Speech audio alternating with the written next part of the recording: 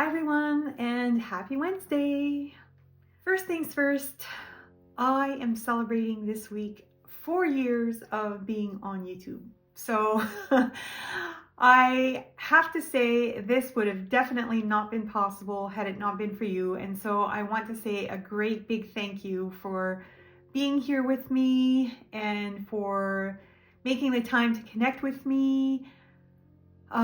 And for being so supportive. It's been a really interesting ride. I honestly, at one point, probably would have never believed it if someone would have told me that I would be here for 4 years because there were moments that were very, very challenging, and there are still moments like that. It's not a very easy thing to do, to be a content creator. Sometimes you wonder if it's all worth it, but I know deep in my heart that every single time I get to connect with you, it very much makes it worth it. And so again, thank you so much for being here with me and for being on this creative journey with me.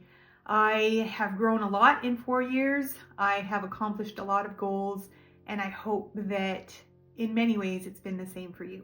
So this week I am choosing to work on a values study, and I am doing this using a picture, an image that I basically had rendered on an AI app. I'm kind of late to the game jumping on board with these AI apps, but a friend of mine introduced me to one called Dream by Wombo, and I wanted to give it a try. I think it's really cool to use an app like this to come up with an image that is, especially for a value study, that is in black and white.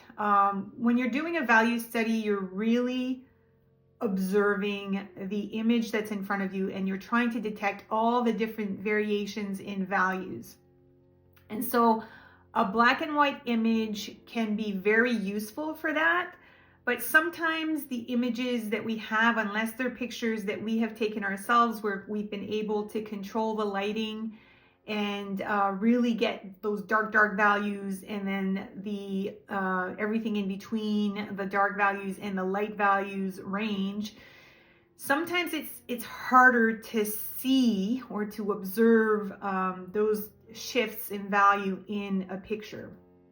And so I thought it was neat to use this app to do what I wanted to do, because I'm going to be working on a portrait.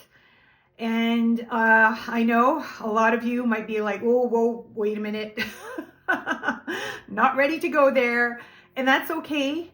But I'm here to tell you that what I'm going to be doing today can be basically applied to just about any type of painting that you would like to do. If you want to do a value study of any kind, you simply follow the same steps. Because when you look at an image, of course, you're looking at a two-dimensional thing.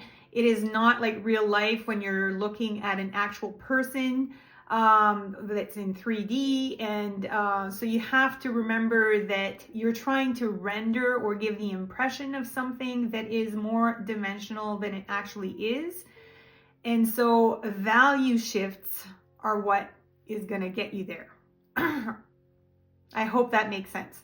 So whether you're painting a landscape, a building, an object, a person, whatever, if you render whatever image you're looking at into black and white, you will see that there are variations in values, and those variations in the values are what get you to translating your painting into an image that looks more dimensional. I hope that makes sense, and I hope you won't feel scared to join me, because the subject I wanted to paint and was one that was very inspirational to me, and I ended up, after doing this process, painting Martin Luther King Jr. And for me, it was a very special project and something I really wanted to focus on, because a couple of weeks ago, I got a reminder on my calendar that the inauguration was coming up. And this is something I knew I was going to be struggling with. But on that very same day, we were celebrating Martin Luther King Jr. Day. And so that to me was what I wanted to focus on. He was such a good leader, a great leader, really, and a man who was full of passion, and a man whose dream was the epitome of what I think most of us would like to create for our lives.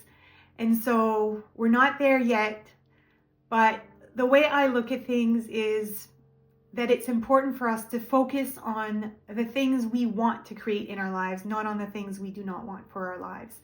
This doesn't mean living in denial. It just means focusing on the ultimate goal. And so I have sat with his speech. I have listened to it. I have read it. I have watched him speak. I have read some other documents he's written, letters he's written, and I felt so inspired to work on this. And so I also felt a little daunted, I won't lie. I started off by rendering an image, like I said, on an AI app. The image that came out, and I'll share it with you shortly, is not an image that looks exactly like him, but in some ways that was better because it takes away that pressure of having to create an exact likeness of such an iconic person. And so for me, this was great for that reason. It was also great because the image that I rendered on the AI app really showed very clearly all the different value shifts. And what I want you to be focusing on when you're watching this video is observing not only the value shifts, but observing the different shapes that you see in the picture or in the painting as I'm painting it. I'm not going to have the image that I'm referencing up the whole entire time because I think it would be too distracting, and I want you to be able to see me mixing my colors. But as I'm painting, you'll be able to, I'm sure, detect some of those shapes. And really, whether it's a face, a landscape, an object, a building, whatever, we're just basically looking at shapes and bringing them all together. So I want to encourage you to push yourself, to try and do something different. And I know that for all of us, we may not, ever aspire to wanting to paint portraits. I love the challenge of painting portraits. But it's something I don't tackle very often, and I find that it's a great way for me to practice my skills. And so I would like to encourage you to do the same thing. And like I said, whether you're painting a portrait like I am, or you're painting something else, the same skills, the same techniques, and the same observation all of the same components come together when it comes to doing a value study. So whatever I'm doing here today, you can do with any other type of picture. So I will leave you with this. I'm feeling pretty excited about it, but I hope you'll enjoy watching the process and learning more about value shifts and how values can really bring our paintings to life. Thank you again for making the time to be here with me. Either grab your cup of coffee or favorite brew, have a sit and relax with me, or if you feel like you're up for the challenge, grab your paint supplies and let's get painting.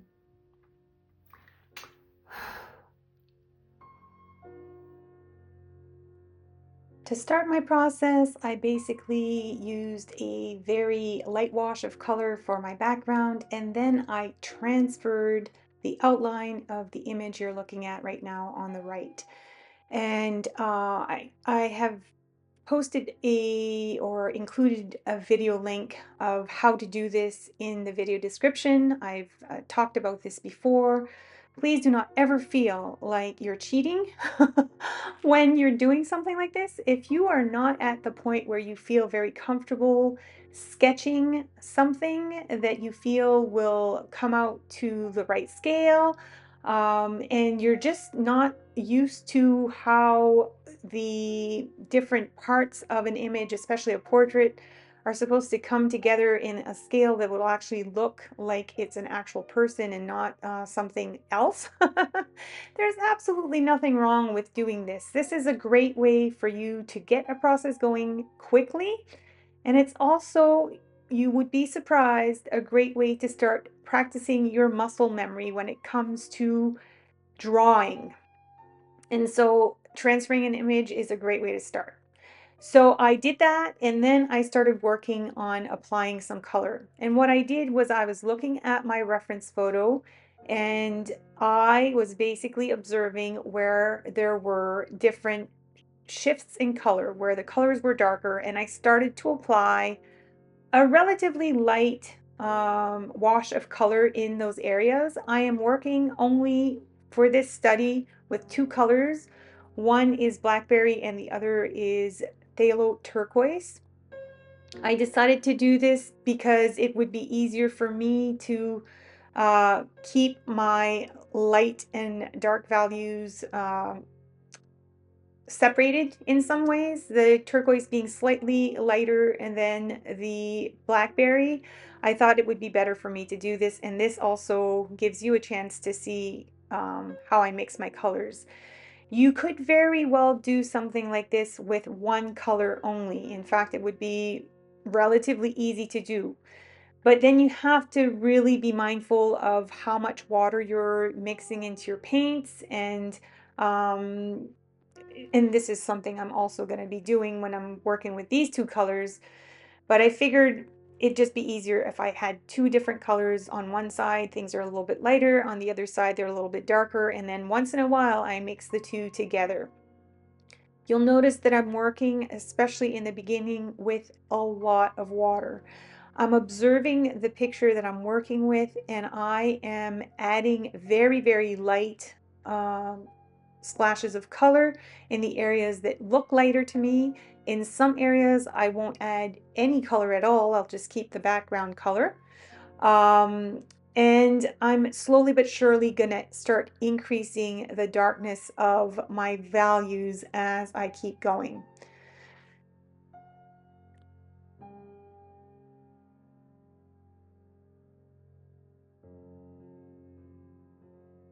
Most of this painting process is going to be done using watercolors and watercolors only. And with watercolors, it is usually important to work on applying your lightest values of color first and slowly but surely intensifying the colors.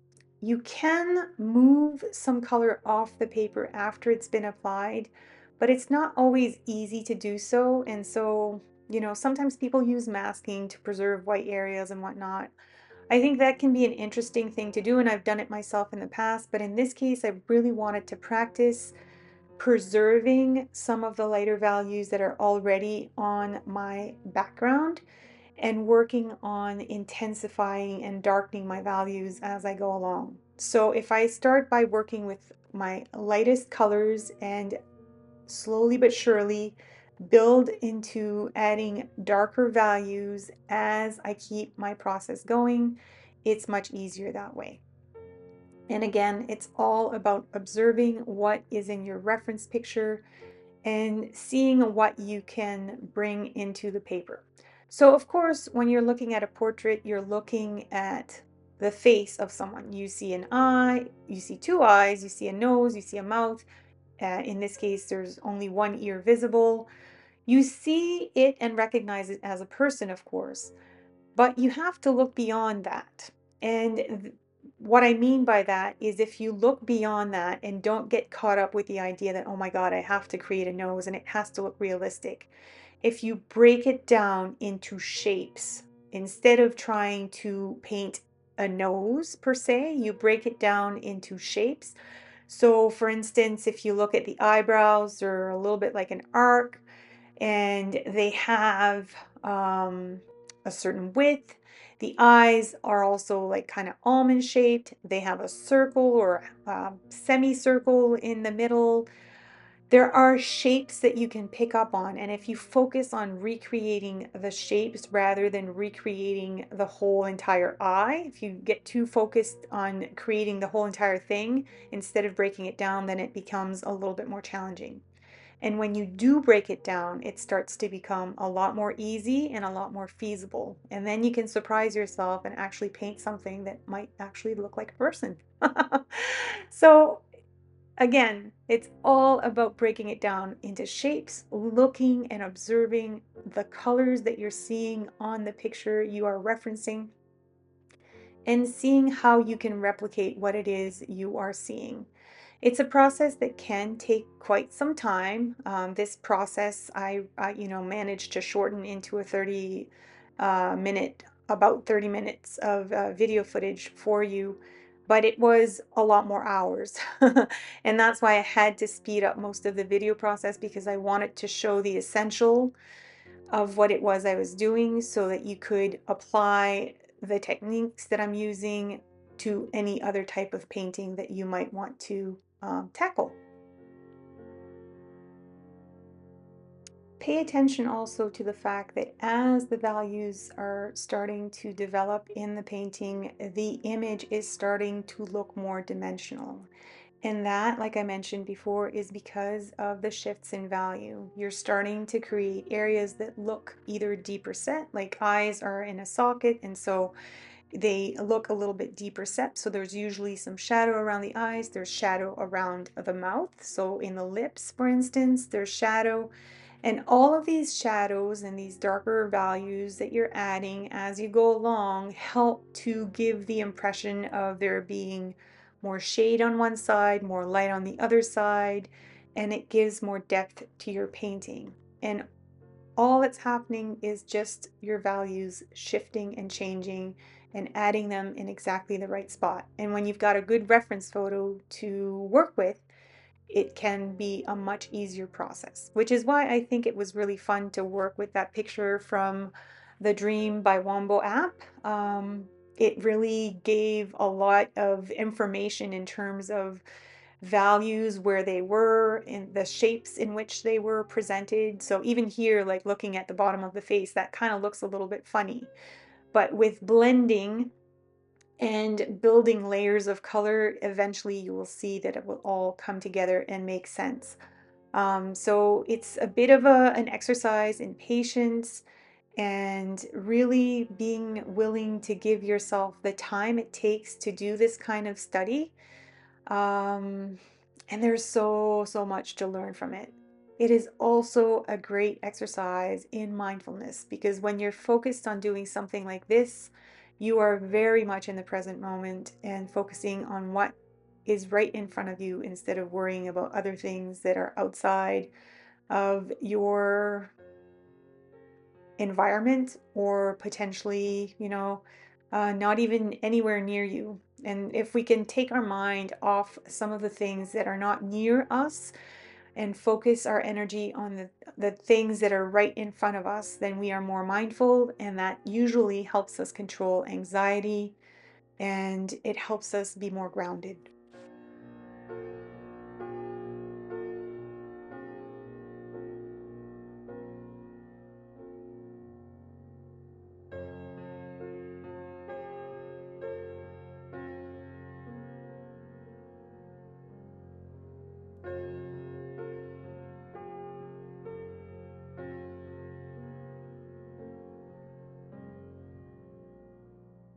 Sometimes, in order to create these different shifts in value, we come in with a lighter wash of color like I'm doing right now. This is, in fact, is maybe a little bit darker.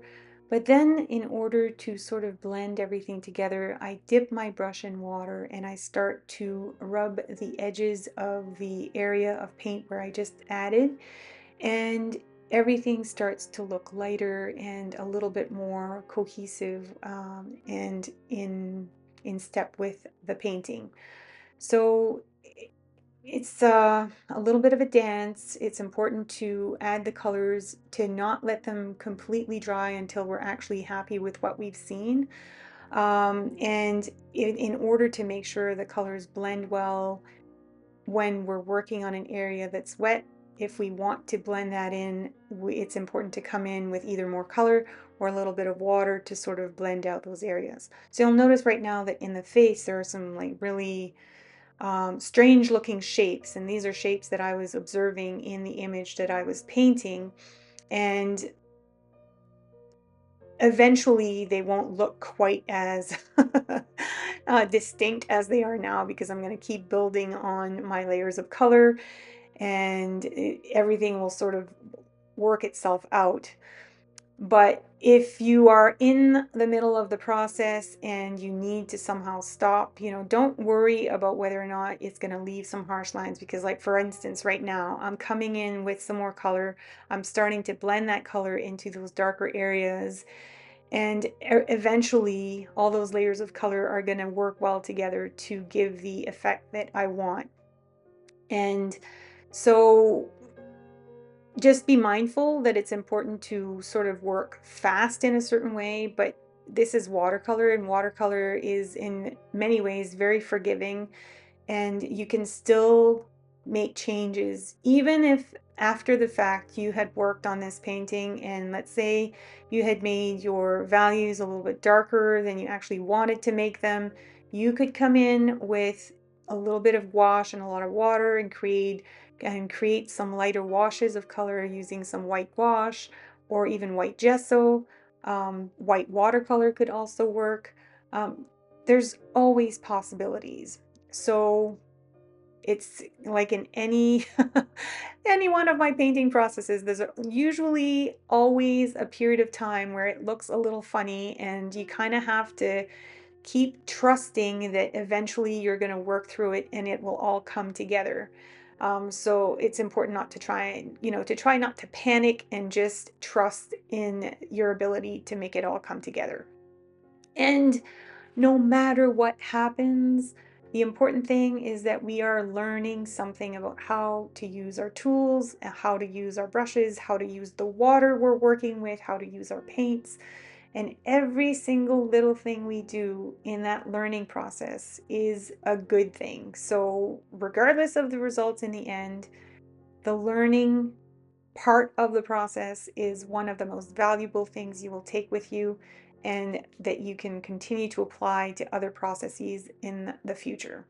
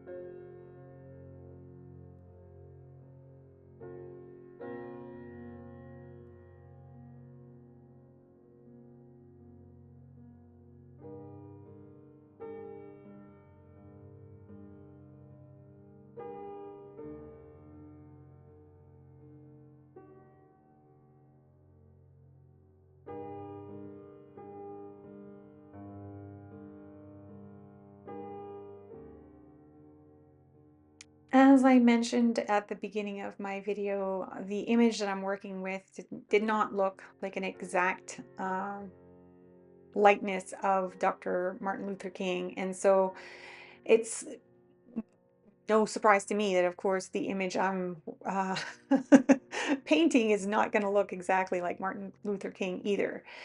But Working on a project like this, using an image like this, again, takes away that pressure of having to create a good likeness or an exact likeness of an iconic person. And it helps you focus on the important thing, which is figuring out the skills it takes to paint a portrait using watercolors and different values of color. So, a project like this is excellent practice for tackling other bigger projects and maybe working with other types of pictures. The pictures of Dr. King, of course, are all pretty old. Most of the images that I was able to look at from him were taken in the 60s. A lot of the pictures are relatively grainy. But after doing this, I was feeling very inspired. And I also was feeling like I was more up to the task of maybe tackling an actual picture of Dr. King and painting an image of him for MLK Day. And so I did that and I shared it on Instagram and I also shared it here on YouTube. And if you haven't had a chance to see it, I will post the link to that short post that I created and I'll put it in my video description. And yeah, working on something like this is an excellent way to build up to working on more challenging projects. And it helps practice, like I said, your creative muscles and practice the different skills needed to accomplish more complicated projects. And so it's good to do these things. It's really good for us to push ourselves to try and further our skills and learn something new. And the things that we're learning here, like I said, can be applied to just about any type of painting process. What I have learned in my life so far is that every single thing I have done in my life has somehow contributed to where I'm standing right now. And the things that, might have not felt like they would have been useful to me in the future have been very useful. And so every single thing we practice, every time we pull out our paintbrushes and our art supplies and we challenge ourselves to do something different, we learn so much. And all of those skills we learn and develop can be very useful in helping us grow as artists.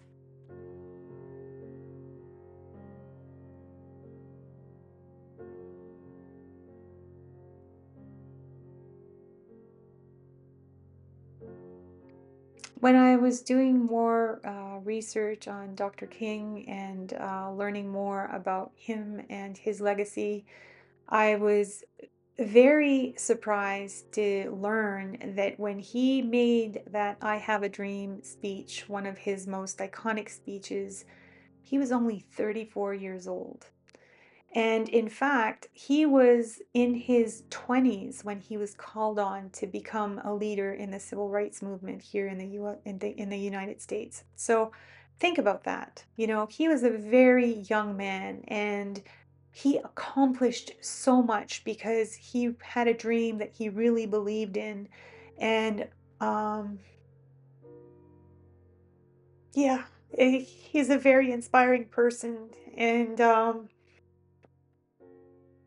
it just goes to show that when you really believe in something, that you hold it very near and dear to your heart, it's amazing the things we can do. And it's not just about being young, whether we're in our 20s, whether we're in our teens, like, Greta Thunberg, who's, accomplished quite a bit in her very young years. There is so much we can do when we really believe in something and we believe we have the ability to make changes. And it's all about believing and not limiting ourselves to what others will tell us we can or cannot do. And he was a man who definitely believed very much in standing up against injustice. And he's such an inspirational person. And it's sad that he's no longer with us today, but his legacy lives on. And it's very important for us to remember, especially now, all the work he did so that we can keep moving forward to making that dream a reality.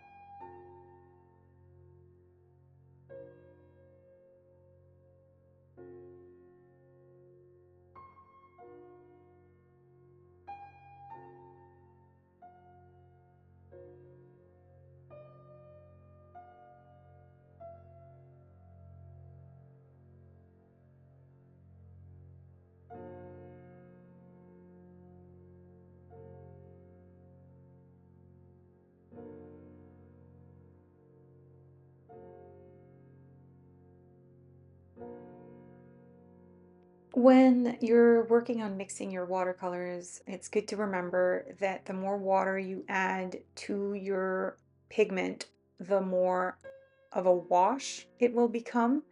And if you add less water, you will have more pigment, and so it will become more opaque. And that's another good thing to keep in mind when you're working on developing your values. If at some point you add color and you feel like maybe it was too dark, you can always come in with your brush if the paint is still wet, and you can absorb some of the paint that was on there and you can lighten it up. If you work on adding some pigment and it's very um, much more like if you add a lot more water and it's more like a wash, you can just you can darken the colors that are underneath the paint that you add, but because it's a wash, what's underneath is still going to show through, and it's just going to offer maybe um, that slight amount of darkness that you wanted to add. So those are different little tricks that you can use as you're working on building your values. So keep in mind, like here right now, I'm using very little water in my pigment because I really want to make the area I'm working on very dark, because that is one of the darkest value areas in my painting. Remember, as I was saying, that the eyes, of course, are in a socket, and so they have a little bit more depth, and they will hence be more shadowed. And so it's important to darken those areas. And sometimes we can be a bit timid when it comes to adding darker color because we're afraid we're going to overdo it. Um, and like I've said before, with paint, you can almost always fix whatever. There's always a way to work around it. So, if it's too dark, then you come in and you add a little bit more lightness, either by, like I was saying earlier, using some white watercolor paint, some gouache, some gesso, and some water. And you can lighten the area by creating a little wash of the white over the darker color. Um, but if you focus on just working with water and either adding more or less pigment to your water, you can also create the effects that you want to create. And as long as your paint is wet, it's usually relatively easy for you to lift it or to blend it and mix it.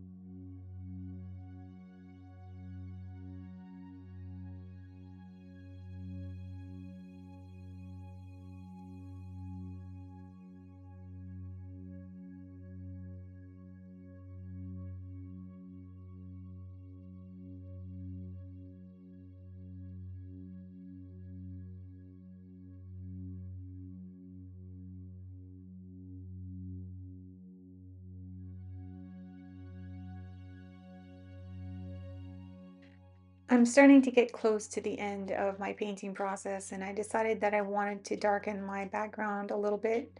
In the image that I was referring to, there was a lot more going on, but I wanted to keep it relatively simple because I've been thinking that I'd like to add I have a dream at the top of the painting. And so in order for it to stand out a little bit more, I'm going to darken the background and add a little bit more salt to it just to create some texture and make the background interesting. And then I'll add my little quote or title, I guess.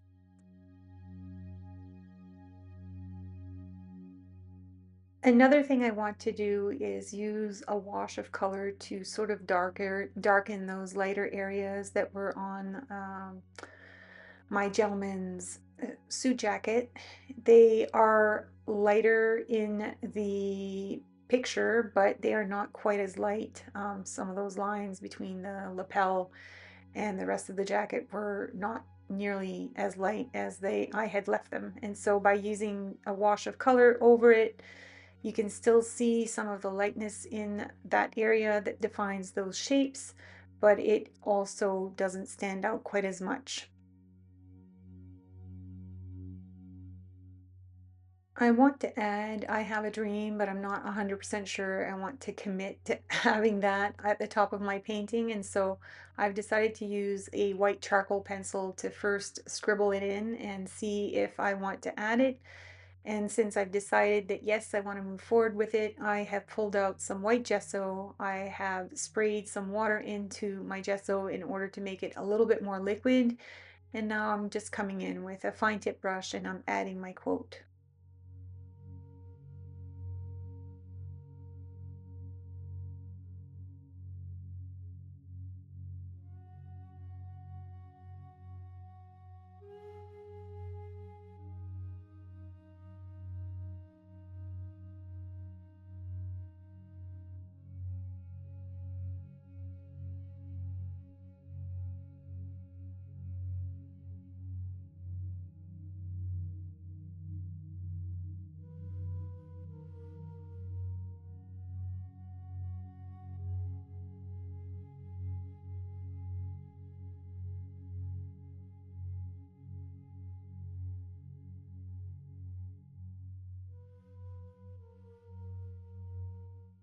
Dr. King had a beautiful dream that one day we would all be recognized as equal.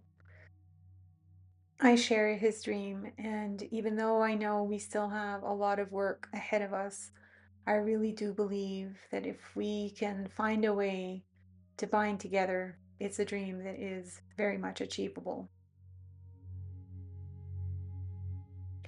I really enjoyed spending time with him and learning more about his accomplishments over the last few weeks. And I am going to carry him with me as I move forward. And I think this will help me focus on creating the future I want to create for myself and for our world.